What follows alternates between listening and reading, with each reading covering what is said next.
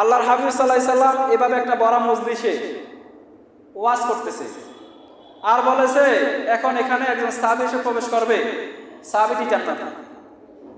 In the mean time একটা আনসারী সাহাবী এসে প্রবেশ করেছে।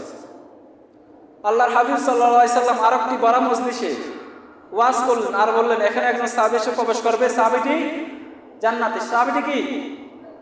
ইন দ্য মিন টাইম ওই একই আনসারী সাহাবী প্রবেশ করেছে। আল্লাহর হাবিব সাল্লাল্লাহু আলাইহি সাল্লাম আরেকটি বড় মজলিসে ওয়াজ করলেন আর বলেছেন এখন এখানে একজন সাহাবী এসে প্রবেশ করবে, সাহাবীটি জান্নাতি। ইন দ্য মিন টাইম ওই একই আনসারী সাহাবী এসে প্রবেশ করেছে। সুবহানাল্লাহ বলুন। সব সাহাবীর অবাক ঘটনা কি এমন গোপন আমল করেছে আনসারী সাহাবী যার কারণে আল্লাহর হাবিব সাল্লাল্লাহু আলাইহি সাল্লাম তিনটা বড় মজলিসে এই সাহাবীকে জান্নাতি বলে ঘোষণা দিয়েছে।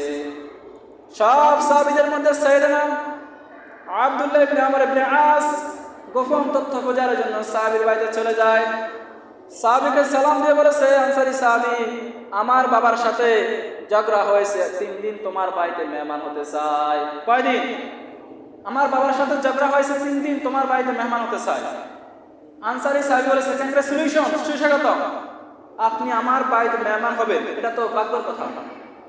আসেন বসেন, আপনি এ ঘরে থাকেন, আমি এ ঘরে থাকি। 3 দিন থাকার পরে আব্দুল্লাহ ইবনে আমর ইবনে আস কি এমন সাহাবী গোপন আমল করে?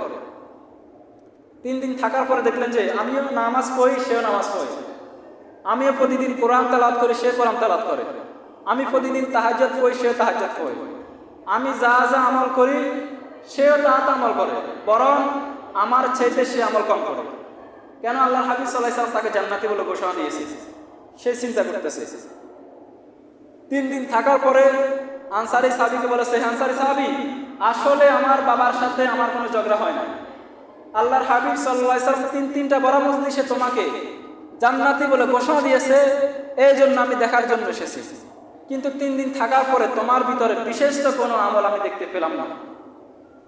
আনসারী সাহাবী কেঁদে দিয়েছেন, হ্যাঁ আপনি ঠিকই বলেছেন, আমি কোনো বিশেষ কোনো আমল করি নাই যার কারণে আল্লাহর হাবিব সাল্লাল্লাহু আলাইহি সাল্লাম আমাকে জান্নাতি বলেছে। হ্যাঁ, প্রতিদিন আমি ঘুমানোর পূর্বে একটি বিশেষ আমল করে ঘুমাতে যাই।